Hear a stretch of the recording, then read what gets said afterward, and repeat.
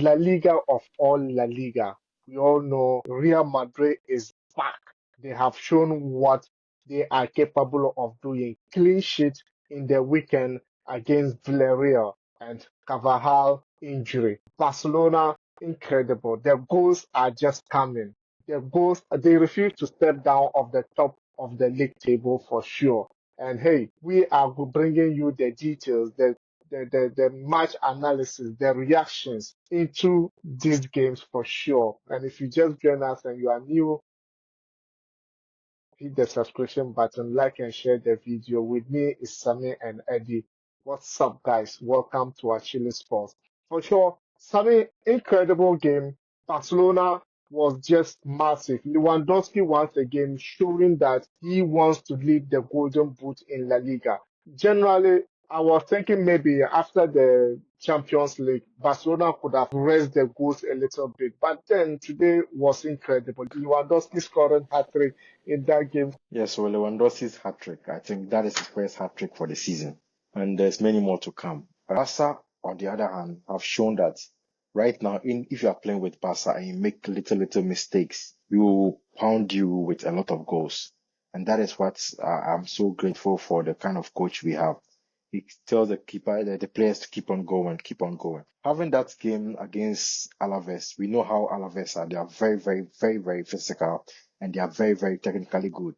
We saw how they did with Real Madrid. Even though Real Madrid scored them 3, they came back and scored 2 goals. So I knew that even after the 3 goals, they are still going to come. One thing I want to say out there is that the offside plan of Barca, I think it should be studied with other teams, because the offside this season, the number of offside Barca have been able to make other teams commit, it's been superb. Now, talking of Lewandowski was up his game. The player who really did not have a good game was Lamine Yamal. I think this is the second game that I've not really seen much of him, and it's normal because he's young, and when they're speaking like that, they always dedicate some players towards you, so it makes it difficult. Rafinha too had a very incredible game, giving his assist, always adding to his tally. The game was a bit difficult when the Deportivo Alaves, when they have this counter attacks, but then at the end of the day, I saw that Barca still remain Barca. Barca still want to score more goals, and bit by bit, we see that our injured players too are coming. Unfortunately, we are not able to see the likes of Szczesny, who has been registered for La Liga. But then this particular game showed that Barca has class, and the only problem is that every time after international breaks, it actually slows the momentum of Barca. I hope that this time it's not going to be like that, because after international break, we're going to play Bayern and we're also going to play El Clasico. So I hope that the players will take care of themselves. But this game was a good Barca win. It was a good Barca win. Eddie, Lewandowski, incredible hat-trick today. All right, so talking of Lewandowski, I think he's a contender for the Golden Boot this season, and we all know Lewandowski, what he's capable of doing. We saw what he did in Bayern, and also way back in Dortmund. He's one of the critical finishers in this century. So probably for him to get a hat trick, I think it will boost his confidence and also boost his morale. Yearn for more. And that's one thing we should expect from him. Barcelona also is on a massive hunt for goals. And with that, we are going to see more as a hat-trick and more braces from Lewandowski and the boys from Barcelona. So kudos to them. I mean, before we move to Real Madrid, aside from scoring more from winning games, you look at the unity or the cohesion between the players. It's absolutely incredible. I was a bit surprised when I saw Pedri in the Champions League given man of the match, and he dedicated it back to Rafinha, that Rafinha deserved it more than him. Was he childish, or it was just like he feel that Rafinha did perform very well than him? No, I think one thing that you should know right now is in order for your team to do well, you need that unity. I think it's one thing that every coach talks about anytime they come to the dressing room. Gone are the days where we have footballers, they play, they were serious, they meant business.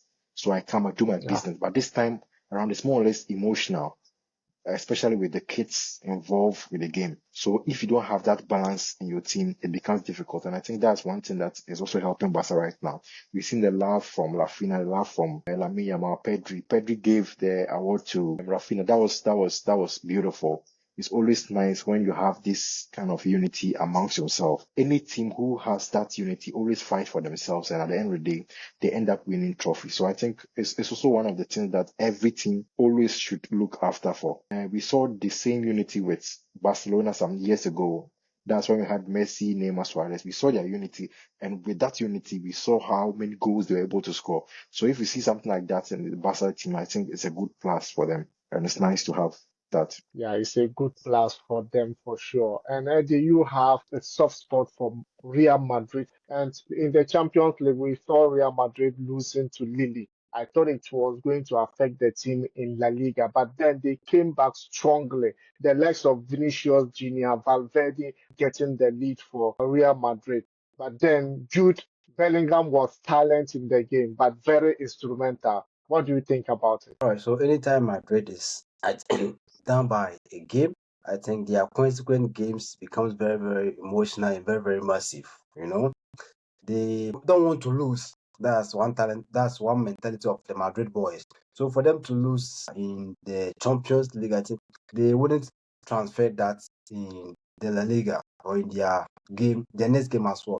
So we saw them probably the boys coming together. We saw a very fantastic goal from Valverde. That was a very, very massive strike from him. Since I think Toni Kroos retired from the team, he has been one key player in the progression of Madrid. And I think they came together. We saw the teamwork from Real Madrid, and with that, they probably had a win and also 2 goals to 0. That was incredible. But unfortunately, Cavaya, I think, had an injury, and that's one sad news for football fans. We are going to miss for the rest of the season. That's one emotional thing probably football fans are probably going through now. But we wish him speedy recovery, and we are with him in and out. We wish him all the best. We wish him all the best. Asami, would you say maybe Carlo Ancelotti is still finding a way to use these his stars because you could see him changing a lot of formation from game to game. Maybe he's still looking for a perfect formation because throughout last season or his previous game, we just see him using the 4-3-3 throughout. But this time it's like he has been changing a lot of formation. I think he's actually suffering. Ancelotti is suffering, trying to get a balance for his team. As they lost Toni Kroos, it has really shifted the balance of the team. They also added Mbappe. Since Mbappe came, we haven't really seen Mbappe, the Mbappe we used to know. That shows how difficult it is for him. Now, pressure is also mounting on him to deliver. Though Real Madrid was able to score 2-0, we did not see much from Mbappe. When it comes to the defensive side, it's okay for Madrid. But then when it comes to the midfield and the attacking side, that is where they have problems. And, this is where Madrid is also noted for. But it will take time. Ancelotti is a good coach. And since like this, we all saw last season the way he used Jude Bellingham. Though this season, it's not going to be like that because he has a lot of attacking players. He can't go and play Jude as a number 10 again. So it's going to be difficult. But then, bit by bit, I think Ancelotti will still try and find a way. But until then, Real Madrid actually have a deficiency in their midfield and their attacking. I think Modric is doing his best, but the kind of controlling game that Toni Kroos was playing, they need time. I think the perfect fit for Real Madrid would have been Rodri. That's the Manchester City's player. He would have been the perfect fit for Real Madrid when Toni Kroos left, but then he's no more there. But we have Valverde doing his best. I think he has played a lot of minutes for Real Madrid and he's still going strong. When he scored a goal, we saw him dedicating it to no other person than his own model, Toni Kroos. But then I think with time, I think Ancelotti will have some balance. Let's hope for the best for Madrid. But as a Barca fan, if they don't have balance, it's good for me. But then as a football fan, I need Madrid to be up there and then to push the La Liga forward. Over the weekends, I read some comments from or some interview from Toni Kroos. He did stated that during the years back when Cristiano Ronaldo and I think Sergio Ramos when they left the team, I think there was a spot hole in the team. But along with time, they kept on winning. I think their Champions League. Winning their La Liga as well. So I think anytime there is such a missing spot in the team, they will suffer for some time. But along the line, they will find a way to fix the sports and probably move forward as Real Madrid we used to know. and Real Madrid will know. So I think along the way, they will probably find a very solid solution to the missing spot of Toni Kroos, and Real Madrid will back in Real Madrid that we used to know. So, Eddie, do you think Ancelotti should get back to his 4-3-3, or he should just keep on trying different formations? He can't stick to that 4-3-3 to play like he used to. He has to probably try all these new players to fix and get probably a spot for them all. I think that's what he's trying to do. He's trying to probably give all them the playing time they deserve. Probably out of that, he'll probably make a good selection and probably use that formation as well. So he's I think we all know as what we all know what he's capable of doing. He will give you the best, and let's give him probably the time to probably try all these new formations, and everything will work out good for Real Madrid and Ancelotti. Talking of what Eddie said earlier, I think last season Barca was not up to par. So even though Madrid was playing bad, they were playing very bad. They had no competition as compared to last 2 seasons when Xavi took over the team. We saw that Barca won the league. The last season Madrid won it. This season is also a new season where Barca has a new coach. So Barca is pushing. So if we are going to give him that time, by the time we realize Barca have won the league or Atletico Madrid have won the league, you understand? So it's Mhm. that's where the pressure is. That's why if you listen to some of the Madrid fans, they were happy when Xavi was there because Xavi was not taking advantage of what Madrid was going through. There's some games that you are supposed to win, you go and draw it or you go and lose it. But this time, Flick is a goal scoring, 3 points getting coach. So any mistake you do, then the gap keep on increasing. Right now, the gap is 3 points. Yeah. Very soon we're going to play El Clasico. Looking at the way things are going, if Barca is able to score Madrid, that means that's what 6 points. If Madrid is going to score, that means they have been able to close it. So these little things decides the game, especially when it comes to La Liga.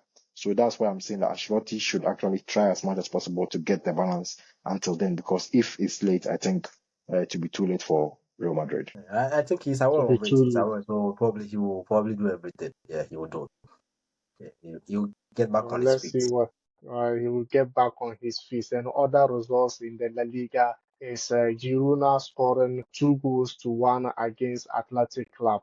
Yeah, but Bilbao couldn't win that game as well. And Sevilla won 1-0 against Real Betis. And hey, the Real Derby is still coming on the way, and it's going to be Real Sociedad versus Atletico Madrid.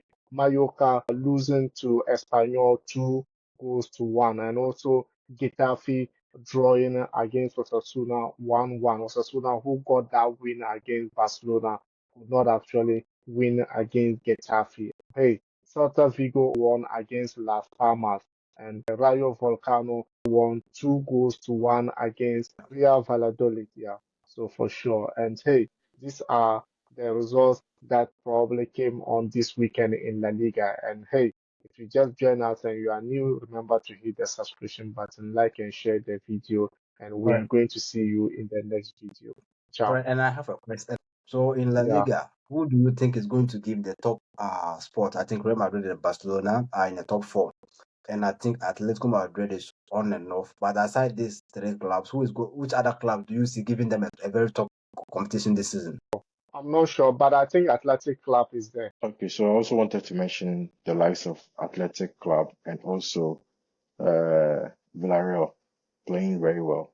Madrid had a very good game against Villarreal. That is why you saw them like that. But Villarreal is a goal scoring team. I think right now they are fourth. If they are not fourth, they are third, something like that. They are up there in the table. So I think these two teams can act the step. And also Real Betis too is picking their form gradually. So it's going to be very intensive when the international The break is Euro done. play. All right. All right. See you in the next video.